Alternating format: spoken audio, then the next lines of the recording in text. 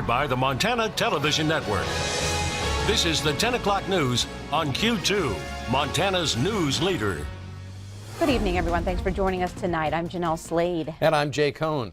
A newly hired Shepherd High School teacher now off the job after school leaders discover allegations of sexual misconduct. Those complaints made against Chris Mattingly when he was a teacher at Lake Stevens High School in Washington State for more than 10 years. Those allegations include inappropriate behavior with Mattingly's then current and former students, as well as viewing pornography on his school computer. Mattingly resigned from that district in 2016 and came to work at Shepherd this past August. He taught physical education in Shepherd up until earlier this month when he was placed on paid leave. Tonight, Q2's Asia Gore brings us more on the past allegations against Mattingly and how he ended up in Shepherd.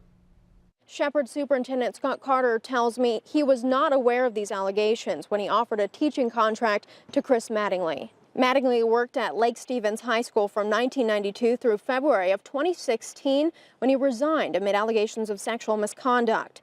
Carter tells me Mattingly indicated on his resume that he worked at Lake Stevens through June and did not mention his resignation. A spokeswoman for Lake Stevens tells me her office never received a reference call from Shepherd school officials. Otherwise, she says these allegations would have come to light much sooner. Carter says his office reviewed a reference letter from the head of the physical education department and ran a background check, but did not call the school. In Washington state, records obtained by the Herald indicate Mattingly had an affair with an 18-year-old former student. He was also reportedly disciplined for viewing pornography on a school computer and being inappropriate with current and former students. When Carter learned of these allegations earlier this month, he put him on paid leave, told Mattingly to pack his bags and go. In Shepherd, I'm Asia Gore, MTN News. Thanks, Asia. Now, Asia tells us after the police and district investigations were complete, the Washington Office of Professional Practices investigated Mattingly, but they elected not to revoke his teaching certificate. Because criminal charges were never filed against Mattingly in Washington state, his background check turned up nothing out of the ordinary. Disgraced physician Larry Nasser will likely spend the rest of his life in prison. A Michigan judge sentenced the former USA Gymnastics and Michigan State University doctor to 40 to 175 years in prison. The sentence comes months after he pleaded guilty to 7 counts of criminal sexual abuse. Nikki Batiste reports. I've just signed your death warrant. Judge Rosemarie Aquilina sentenced Larry Nasser to serve as much as 175 years in prison Wednesday, moments after reading portions of a letter he recently wrote to her defending his medical practice. I was a good doctor because my treatments worked. Over the last 7 days, the 54-year-old doctor was forced to listen to more than 150 young women and girls who accused him of assault while he worked for USA Gymnastics and Michigan State University. I will carry your words with me for the rest of my days. Rachel Den Hollander, who was the first to publicly accuse Nasser, called for the maximum sentence. You could have had everything you pretended to be.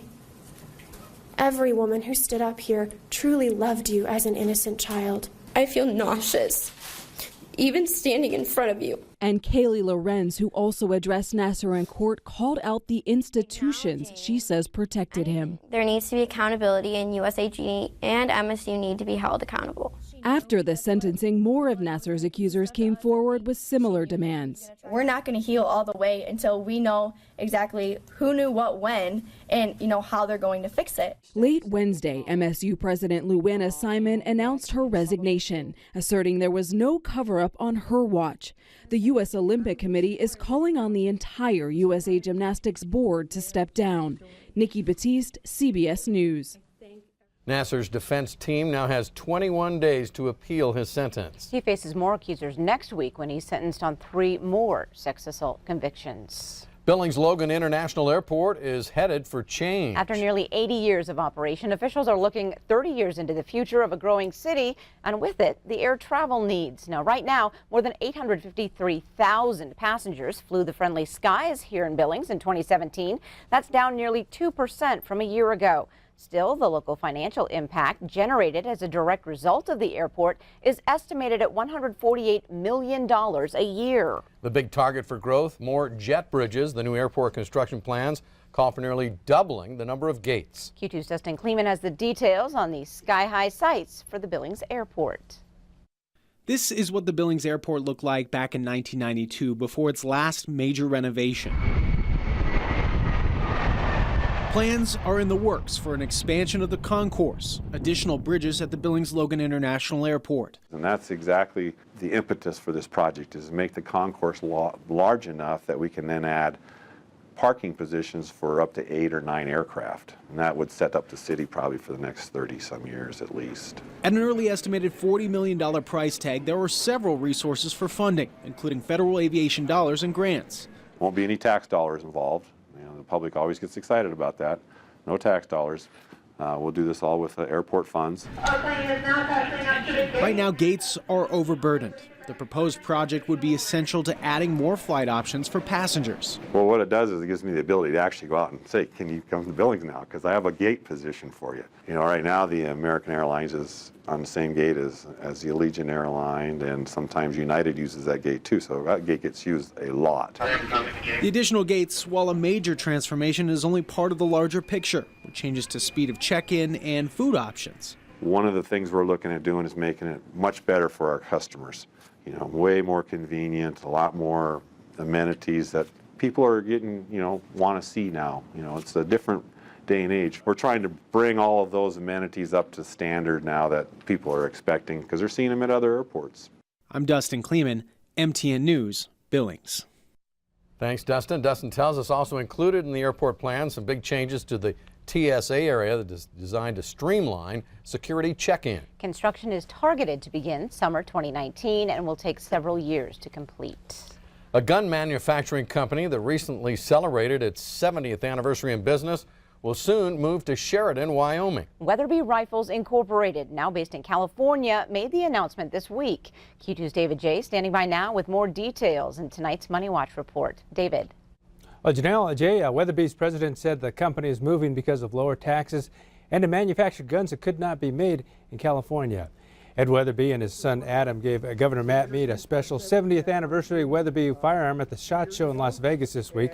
The Weatherbys met with Mead at the show last year, and the move will bring 70 to 90 jobs to Sheridan, according to the governor's office. Weatherby will release that as a 100,000 square foot building in the Sheridan High Tech Business Park.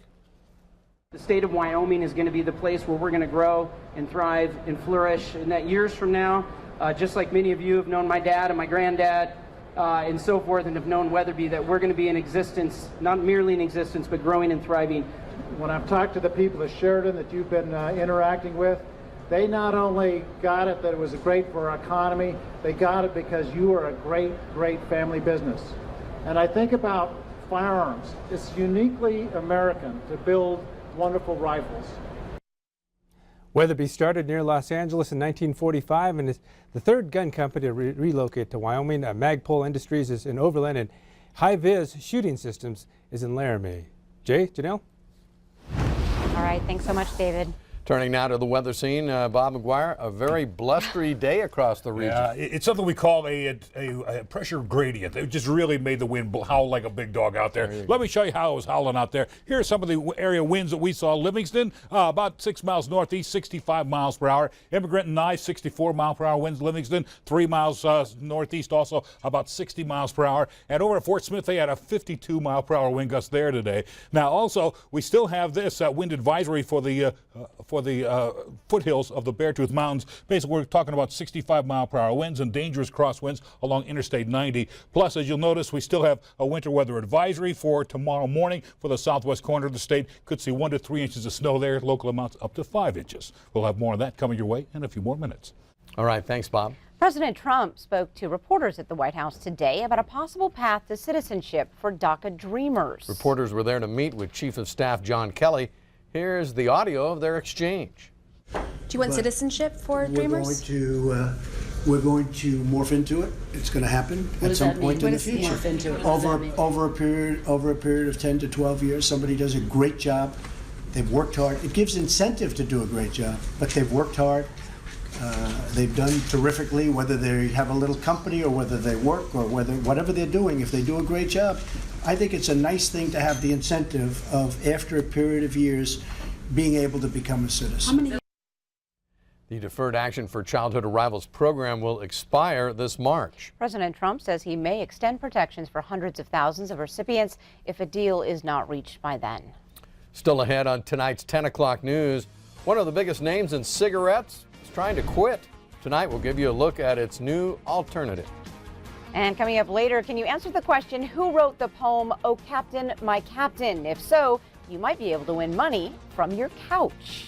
And coming up in sports tonight, this former Billings Mustang learned today he'll be inducted into the Major League Hall of Fame this summer. Scott Breen brings us details.